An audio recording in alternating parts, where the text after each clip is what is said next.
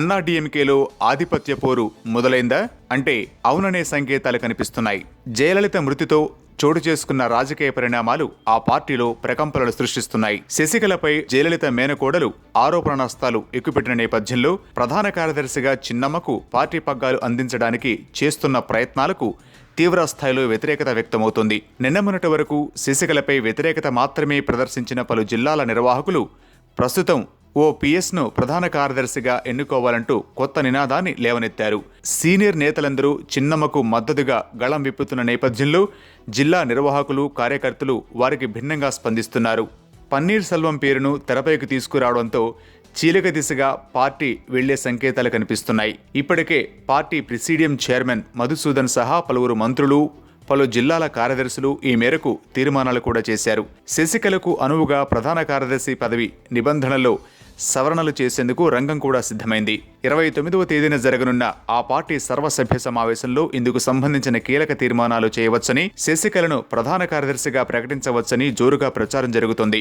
శశికళకు party పగ్గాలు అప్పగించడంపై పార్టీలోని కింది స్థాయి నాయకులు, కార్యకర్తల్లో నిరసనలు వ్యక్తమవుతున్నాయి. శశికళకు మద్దతుగా అతికించిన గోడపత్రికలను పలువురు చించి తమ నిరసనను తెలుపుతున్నారు. శశికళను ప్రధాన కార్యదర్శిగా ప్రకటించకూడదంటూ పలు జిల్లాల్లో అన్నాడీఎంకే కార్యకర్తలు బహిరంగంగా గోడపత్రికలు, బ్యానర్లు ఏర్పాటు చేస్తున్నారు. కార్యకర్తల్లోని అసంతృప్తిని పోగొట్టేందుకు ఆయా జిల్లాల నిర్వాహకులు కసరత్తులు చేస్తున్నా ఫలితం కనిపించడం లేదు.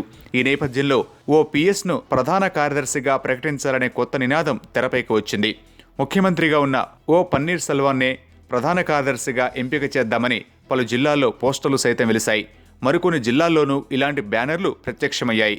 ఎంజీఆర్ బంధువు సుధా విజయ్ కుమార్ కూడా ఓ పిఎస్నే పార్టీ ప్రధాన కార్యదర్శిగా ఎన్నుకోవాలని డిమాండ్ చేశారు. ఓవైపు శశికళకు వ్యతిరేకంగా, మరోవైపు పన్నీర్ సెల్వానికి మద్దతుగా కార్యకర్తల్లో చీలికలు వస్తూ ఉండడంతో అది పార్టీపై ప్రభావాన్ని చూపనుందని చిన్నమ్మ అనుచర వర్గం ఆందోళన వ్యక్తం చేస్తోంది. శశికళను వ్యతిరేకించడం కోసమే పన్నీర్ సెల్వం పేరును తెరపైకి తీసుకొచ్చినట్టు కొందరు భావిస్తున్నారు. పరిస్థితి మరింత క్లిష్టంగా మారుతుండటంతో తిరుగుబాటు నేత ఎవరైనా తెరపైకి వస్తే పార్టీలో చీలికలు ఖాయమని భావిస్తున్నారు. దీంతో 29న జరగనున్న అన్నాడీఎంకే సర్వసభ్య సమావేశం తర్వాత అన్నాడీఎంకేలో మరింత వేగంగా అనూహ్య పరిణామాలు చోటు చేసుకోవచ్చని అంచనా వేస్తున్నారు.